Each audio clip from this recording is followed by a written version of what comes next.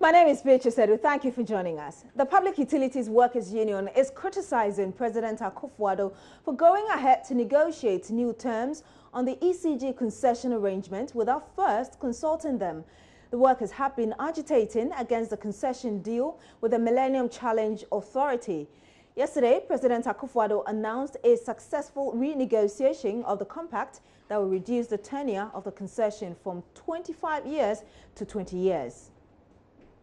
We have stated that we are taking a second look at the ECG compact. We're driven by two considerations. We are as concerned as the workers that the reforms should not lead to involuntary job losses, and we should find a long-term solution to the nation's electricity problems. In this regard, government has amended the terms of the concession agreement to require that, 1, Ghanaians own at least 51% of the concession. 2, there should be no involuntary layoffs as a result of the concession. 3, the term of the concession will be reduced from 25 to 20 years. We believe that these amendments meet the aspiration of Ghanaians in protecting the jobs of workers and in assuring the control and viability of the election of ECG. So that was President Akufo-Addo there yesterday on May Day, but the Public Utilities Workers Union says it is unhappy about the president's actions. The General Secretary, Michael Nyantechi, joins us live on the phone line. Good morning to you, sir. Thank you for joining us. Good morning. What is your problem with what President Akufo-Addo has done? Well, I think let me also try to correct. It looks like you have couched it to that point that we are saying that we are not happy with what the president has said. I don't think that is what we are saying. If you listen, we said that the step that the president took towards the renegotiation was one of the things that we have been calling for, and that we think is a step in the right direction. So on that score, we applaud the president for that initiative, because we've always been asking that the concession arrangement should be reviewed. The arrangements and the conclusions that have been reached, so far we said we cannot give any definitive comment because we don't have the details, and it will be premature for us to be making comments or discussing details when we don't know what goes into it. So the impression should not be created, but we have taken a firm position that these agreements have been reached. No, obviously, Mr. Nyantechi, you are raising issues with why the president did not consult you. Is that not the case? No, we are not raising issues with why the president did not consult us. What we are saying is that the president made a promise that before any steps are taken concerning the implementation of the compact, he will initiate a dialogue with labor, ECG, and MEDA. It's not something we are asking. It's the president that made that promise. And we were expecting that, yes, once the president has made that declaration, it was something that majority of us and ECG workers were expecting to see before a definitive decision or pronouncement like the one we had yesterday will come out. But that did not happen. And that is what we are saying, that majority of our members that we spoke to yesterday after the president address seems to have been taken aback, because this kind of dialogue, which would have opened up for everybody to understand all the issues surrounding this new petition, was not agreed or did not happen. So Mr. On that score, not that what the president has done, we are discontent with. Exactly, and that is actually the point we've been talking about all this while. But what would have changed if the president had spoken with you before coming out yesterday to make the pronouncement he made? You said what would have changed if he had spoken with you, like you're saying, before he came out to talk about all the new things that have been renegotiated in the agreement? One, we think that the president would have kept his word, and for us it will have been a shore up in the credibility of what the president said was going to do. Secondly, it will also have put us in a better position to understand the issues that have informed or influenced this new agreement. And we will also be in a better position to explain to our membership. Because you see, when you are talking about reform, at the end of the day, if the people who are going to be the key actors, you don't get the buy-in, sometimes you run into problems when it comes to implementation. And we thought that these are some of the issues which could have helped facilitate the forward march. So let's take it for example. The president said that instead of 25 years, we are going to have 20 years agreement with the U.S. partners. Also, Ghanaians are going to have 51% stake in the ECG. Are you saying that if the president had probably consulted you before making these pronouncements, probably the year could have reduced and the percentage of Ghanaians' ownership would have increased? No, that's not what we are saying.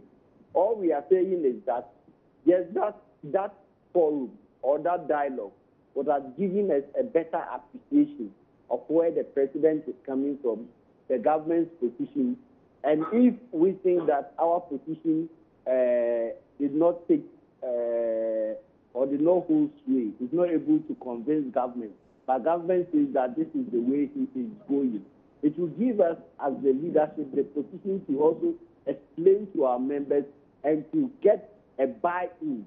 Because at the end of the process, you are coming to work with people, and if the people you want to bring these reforms don't have the buy-in, many times when it comes to implementation, there will be challenges. We are not saying that it is what we say that should be the ultimate. The executive power is in the hands of the president.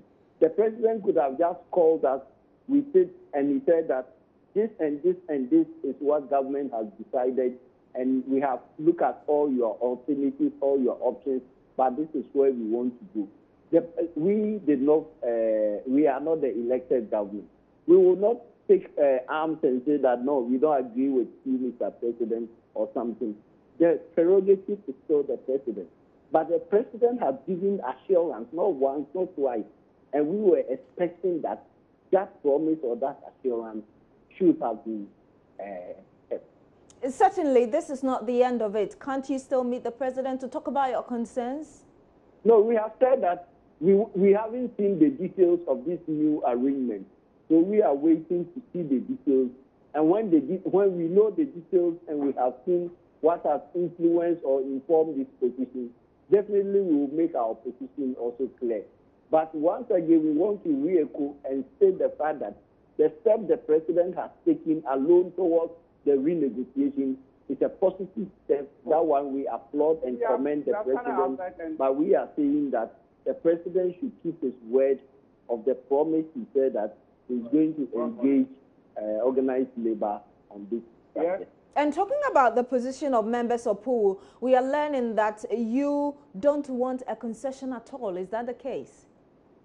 Yes, we have always said that looking at the models, the various options to bring in private sector participation, we don't think that a concession is a better model for us.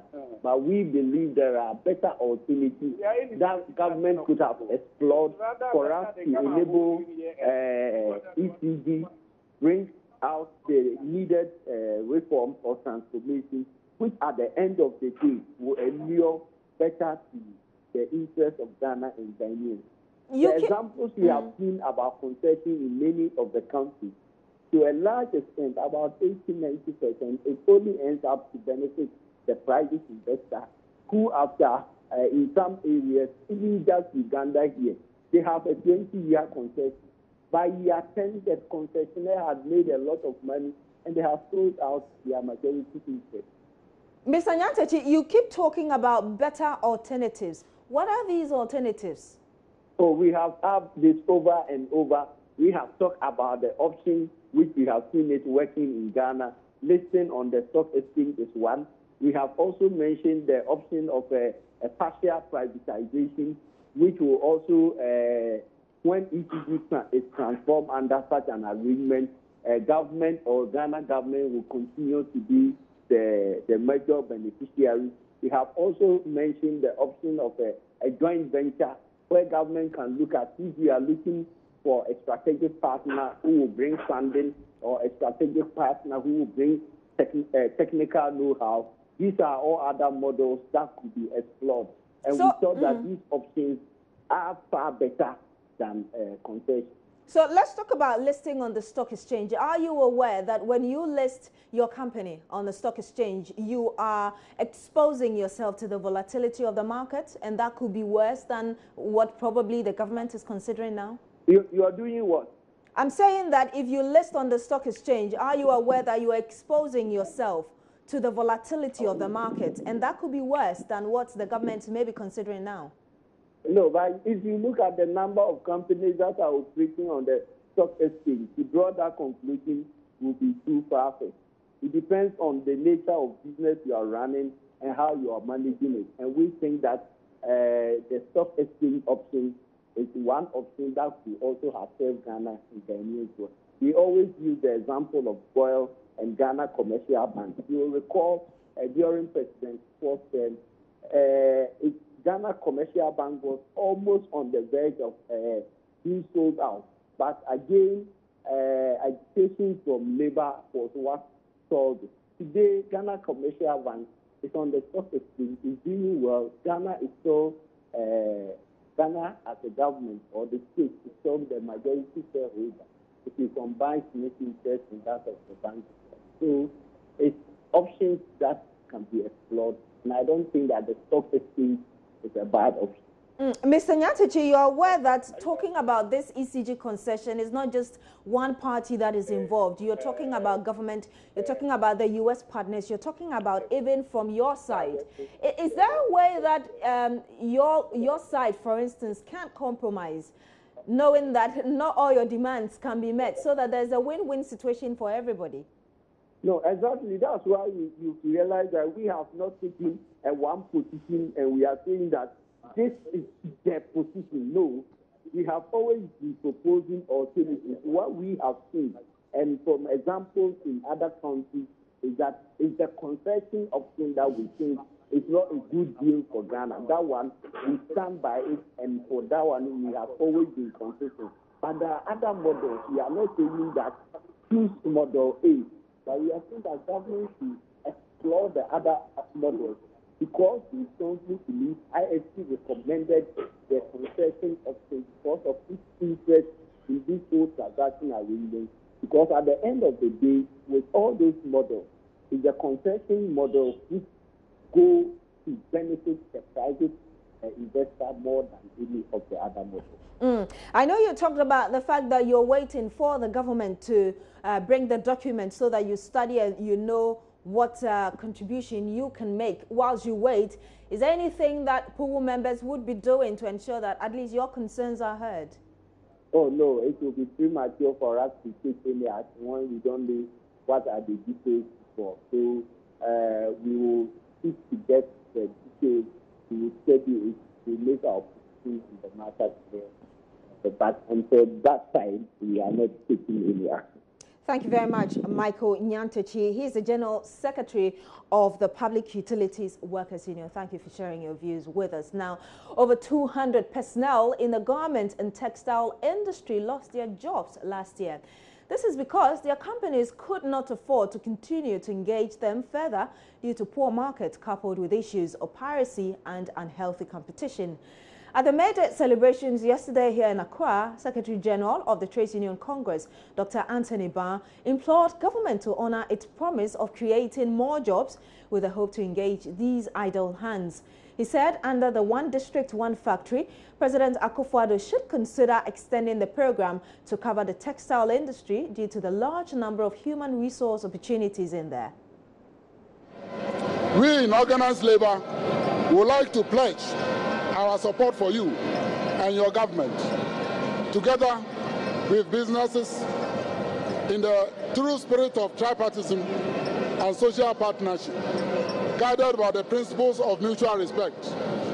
We can achieve faster growth and create decent jobs for Ghanaians.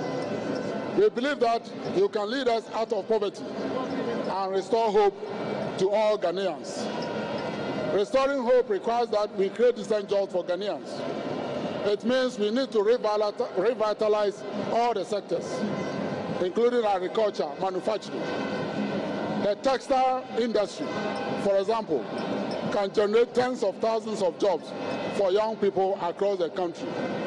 We therefore expect some of the factories under the One District, One Factory program to be textile factories. The agriculture sector and the other sectors can also create more jobs.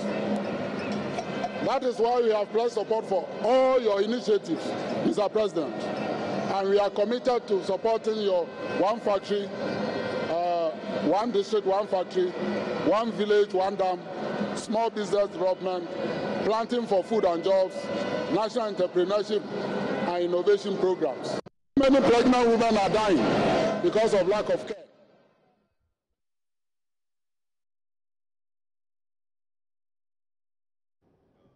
But is this really a call for government, and to what extent will it reduce the woes of disgruntled workers in this industry? I have with me in the studio the national chairman of the Textile, Garment and Leather Workers Union of Ghana, Ebenezer Sumedu, for some thoughts on the issue. Welcome to Newsdesk, sir. Thank you, and let me say a very good morning to your viewers this morning. I suppose you influenced the call by your Secretary General, Dr. Ban, yesterday at the May Day celebration, but should this be a call coming from him? Shouldn't you rather be the ones championing this at the district levels? It's true, we met with the General Secretary of TUC and we discussed all these things. So we are aware of what he said at the meeting, the May Day. But how will this reduce the problems you're faced with in the industry? I think it's not going to reduce the problem totally. But what we are going to do is, we met with the minister, the trade industry. She was not there, so we had a meeting with the deputy, Carlos Ahenkra. And he had outlined measures to combat this pirated and this inferior fabric that has invaded the market. So bearing in mind that and agreeing that this has to be championed from the district level, how do you think this can be done? I think what we are doing is, when we met the deputy minister, he talked about intensify. We have a task force. We want to intensify the task force who will be going around to check these pirated designs and all these things. You see, the textiles industry is having a peculiar problem, which we think we have to meet with any government, not this particular government, but any government that will come to power, so that we solve the problem once and for all. The challenge has been that now the cost of production is very high. The cost of production is very high in the country.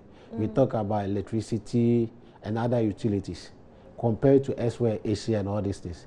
So people are taking our designs to Asia, specific China, to go and print it, come and sell it at our country. So it's making our product very difficult to be sold in this market. You talked about cost of production. I'll come back to that shortly. But earlier, you also mentioned that you're working with a task force, kind of a way of empowering them to do their work. But over the years, the task force has been there, and it seems that their work is not being so efficient. True, What, it's true. what else is being done to ensure that this thing is tackled? I think when we met the minister, he said it. He gave that explanation that the task force is not being effective, as you said it. So now you want to intensify it by another strategy. Because he mentioned to us that you may think, oh, we've arrested about 10 containers, 40 will be at the market. So it's a collaboration effort between the industry and the ministry to combat this menace. So what is the new strategy you talk about? I think we are going to meet the minister, and he is going to come with the measures to move the task force ahead. One thing, like I said earlier, you talked about it's the cost of production for textiles in Ghana, and the fact that people are taking your designs, sending them to other countries and bringing them back to you at cheap prices. What are you doing to deal with this? You see, as I said, the task force should be put in place. At the same time, we're also appealing to the government to give us a special tax incentive. For instance, if a soft loan will be given to these industries so that they can even compete with Asia and this Europe. For instance, if a company like my company is taking a loan of 35%, between 28 to 35%, you see how much can he factor all this into his production? At the same time, he's employing about 1,200 workers, paying their social security and all these things. At the same time, paying cooperative tax. So it's become very, very burden on the local industries. This is what we want the minister or the government to be giving those local industry incentives. So at least there should be specialized lending rates for the textile companies. That's what you're saying? Not only the textiles. We are talking about industrialization. The issue is government has promised us one district, one factory. Our concern, yes, is very laudable idea. But how sustainable would this company or this job be? That is our concern. Because the existence are dying. But should the sustainability of this policy lie only on the government? Not at all. Not at all. You see, we could remember that government promised to partnership with the private sector to create this job. So if the neighboring environment is not being created for the private sector, how can the company be sustained? So what kind of enabling environments are you looking for? For instance, you're talking about textiles. The issue we are talking about, apart from the challenges pirated our designs, they are also smuggling into the country without paying the appropriate tax. You see, so it's also creating a financial loss to the government, because if they are paying the appropriate tax and we are all competing, they cannot come and sell their product as cheap as they are selling it. So that has been the problem. Let them pass the appropriate route so that they should be charged the appropriate income tax and the duties, so that we all create a playing field for us to compete. Again, I still want to go back to the cost of production. I just want to know which areas specifically that the industries, so for example, textiles, are spending so much on, apart from the over 35% loan rates you talked about. Now, apart from the loan, we have electricity. The research we did is that they have been giving as low as 7% electricity, and most of these Asia companies, the employment, they don't pay social security and others. You see, so all these things is giving a relief. Let me give you one instance. You could know that printers used to print this school uniform. That let me use this local school uniform, as normally we have been called. Is it Kukunte? Okay. As normally called Kukunte in Katinkwan, you see. Sorry for using that word. That's all right. But printers used to print that uniform. It has been taken away from printers, sent to China. Printers come and sell it here. Why? Because the cost of production here is very high. Look at just a huge contract taken away from printers. You see, so all these are collapsing our industry. And I know these concerns have been there for quite a long time, and you even thought of embarking on a demonstration on March. We have been saying this thing every day. What happened to your demonstration to register your protest against what is happening? Demonstration, actually, we don't want to be going to the street all the time. We think we have to meet or dialogue with those concerned. If they can listen to our grievance and we solve the problem, why should you go to the street? After all, if you go to the street, you come back to the ministry. So what we intend to do is to engage the government. When is your first engagement? We wrote to the minister as soon as he took office. Because the problem have been there, we have been meeting with the previous ministers on all these things. And the thing has not been solved. So it's issue that we have been pursuing for a long time. But you're telling me that you wrote to the minister. What was his response when you sent? That was a meeting we had with the deputy minister. So yes, the minister has welcomed the idea for us to sit down. And I think he met with our employers that they are going to resource the companies. They will sit down and agree on maybe a modalities. Either it's going to be on a interest-free loan, whatever it is. And how soon is that coming in? I think they had a first meeting and it will continue. Yes, but if the minister promised that you're going to be resourced, was there any timeline given that, let's say, by the end of July or by the end of August, we should get you some amount of money to? Actually, I cannot give a specific time, but I think they met and the negotiation is going on. When next are you meeting to ensure that you deal with these problems and, start, to see the impact you want to see in your industry? You see, it's not about a day or tomorrow. It's something which we think it must be put in place to check all these ministries regularly. It shouldn't be today, task force is there. Today, this policy has been there. Tomorrow, it is. It should be something to continue so that it can sustain our industry. You were talking about the cost. Now, most of our cotton we are using is being imported from Burkina Faso and other countries. And you could know the cost of this production. We have been buying in dollars, not cedis. So you can imagine the cost the company is incurring. So what happens if after 4 years or 8 years of this government's administration, these problems still persist? What happens? As I said, it's not a problem for this government or which government will come to place. We need to tackle the issue by a policy that will sustain the Texas industry. Thank you very much. And we've been speaking with Ebenezer Sumadu. He is the National Vice Chairman of the Textile, Garment and Lethal Workers Union of Ghana. You're watching News Desk on Journey. Stay with us. We'll be back with more stories.